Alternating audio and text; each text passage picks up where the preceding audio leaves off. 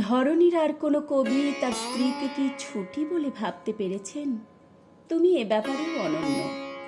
তোমার কাছে এতদিন পরে একটি ছোট্ট প্রশ্ন আছে কবি। সত্যি করে বলো তো, তুমি কিসের থেকে, কোথায়, কার মধ্যে চেয়েছিলে তোমার ছুটি? আমি জানি ছুটি চেয়েছিলে তোমার আমার সম্পর্কের সব স্বাভাবিক অনুপুঙ্খ থেকে। যেদিন তোমার প্রথম চিঠিটি এলো আমার হাতে, তুমি তখন বছর 23-এর যুবক, আমি বছর 12-র বালিকা। কি জানি কি লিখেছ তুমি, অনেক আদর আর ভালোবাসা পাঠিয়েছ নিশ্চয়, কিন্তু তোমার লেখা কি বুঝতে পারবো আমি? ভয়ে, লজ্জায়, কুণ্ঠায় কাঁপছে আমার আঙুল, ছিঁড়ে ফেললাম খাম। কি সুন্দর হাতের লেখা তোমার। তুমি লিখেছ, ভাই ছুটি।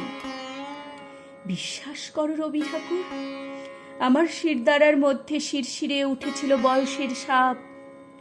এ কথা তোমাকে কোনোদিন বলতে পারিনি, আজ এত বছর পরে না বলে থাকতে পারছি না।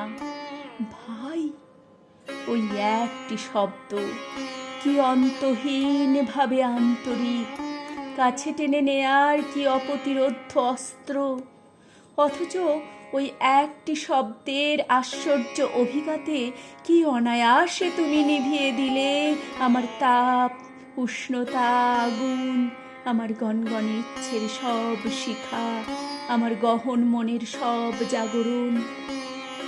এই করুণ নিষ্ঠুরতা শুধু তোমার পক্ষেই সম্ভব। তুমি যে শব্দের ঈশ্বর। আমার নাম ছিল ভবতারিণী। আমার বাবা বেনি রায় ছিলেন তোমাদের জোড়াসাঁকোর কাছারির কর্মচারী। আমার লেখাপড়া পাঠশালা ছাড়িয়ে বেশি দূর যেতে পারিনি। এ মেয়ে তোমার মনে ধরবে কি করে বলো? আমার নতুন নাম রাখা হলো মৃণালিনী। নামটা তো একটা পোশাক, বাইরের আড়াল। ভিতরের মানুষটাকে তুমি জানতে, বুঝতে চাওনি কোনো দিন। তেমন কি বা ছিল আমার যে তোমাকে টেনে রাখবো? একবার খুব শখ করে তোমাকে সোনার বোতাম গলিয়ে দিয়েছিলাম। তুমি বলে উঠলে, ছি ছি, পুরুষ মানুষ আবার সোনা পরে, লজ্জার কথা, এই তোমাদের রুচি। আমার নিঃশ্বাস থেমে গিয়েছিল কিছুক্ষণের জন্য। তোমার আমার রুচির সত্যিই ছিল অন্যরকম। আমার রুচি চাইতো তুমি দিনান্তে একবার অন্তত আমার নাম ধরে ডাকো। তোমার রুচি বলতো আমি এ বাড়ির ছোট বউ বা রথির মা ছাড়া আর কিছু না। তোমার রুচির আরো একটা উদাহরণ তোমাকে দিতে পারি, হে আমার রবীন্দ্রনাথ ঠাকুর। আমাদের বড় মেয়ে বেলার সবে বিয়ে হয়েছে। ওর জন্য সারা দিন মন কেমন করে আমার। সব কাজের অকাজের ফাঁকে মনে পড়ে বেলার মুখ। ছোট মেয়ে রানী তখন আমার নিঃসঙ্গ জীবনের একমাত্র আলো। ওকে নিয়েই আমার সমস্ত দিন কাটে। তুমি হঠাৎ একদিন বললে, 3 দিন পরে রানীর বিয়ে ঠিক করে এলাম।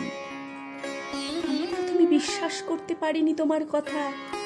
রানীকে আমার বুক থেকে ছিনিয়ে নিয়ে তুমি চলে গেলে। ওর বয়স তখন 11। একদিকে তোমার মৃত বৌঠান কাদম্বরী দেবীর টান, অন্যদিকে মেজ বৌঠান জ্ঞানদানন্দিনীর প্রভাব। তোমার জীবনে এই দুই প্রাবল্যের মাঝে ক্রমশ ধ্বংস ও লুপ্ত হয়ে গিয়েছিলাম আমি, তোমার ছোট বউ, তোমার ছুটি। তুমি তো ক্রমশ ছুটি চেয়েছিলে। সেই ছুটি দিতে আমি কি খুব দেরি করে ফেলেছি ঠাকুর? আমার শরীর ক্রমশ মিলিয়ে যাচ্ছে বিছানায়। যন্ত্রণায় কাতর আমি, আবছা হয়ে আসছে দৃষ্টি। আর কখনো তোমারই ঔষধে চলছে আমার চিকিৎসা, তোমারই দেয়া হোমিওপ্যাথিক ঔষধ। তুমি আমার ডাক্তার। তোমার সেই প্রেম আমি গ্রহণ করেছিলাম, কৃতজ্ঞ বোধ করেছিলাম আমার শেষ সৌভাগ্যের কাছে। তারপর একদিন রথিকে নিয়ে এলে আমার বিছানার পাশে, সেও তো তোমার প্রেম কবি। রথির দিকে তাকিয়ে রইলাম, তখন যে আমার জিভ আর নড়ছে না, শুধু গোঙানি ছাড়া সব শব্দ ত্যাগ করে গেছে আমার। আরো একটু কথা আছে এখনো তোমার উদ্দেশ্যে। আমার শরীর তখনও যেটুকু অবশিষ্ট ছিল জ্বলছে চিতায়। শ্মশানে কোথাও কি ছিলে তুমি? রথিকেও আসতে দাওনি তার কোমল হৃদয় ব্যথা পাবে বলে। হয়তো এই লাইনগুলোই তখন আমার উদ্দেশ্যে লিখছিলে তুমি, যখন পড়ছিল আমার দেহ তোমার কাছ থেকে অনেক দূরে। বেদনার দ্বীপ হতে কখন নীরবে অগ্নিশিখা নিভে গিয়ে থাকে, যদি ক্ষমা করে তবে।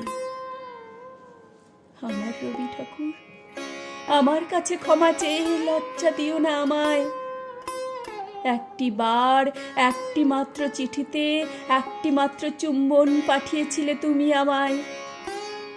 তারপর চুম্বনটিকে উড়িয়ে দিয়েছিলে তোমার মুখর কলমের অনিশ্চিত আচরে।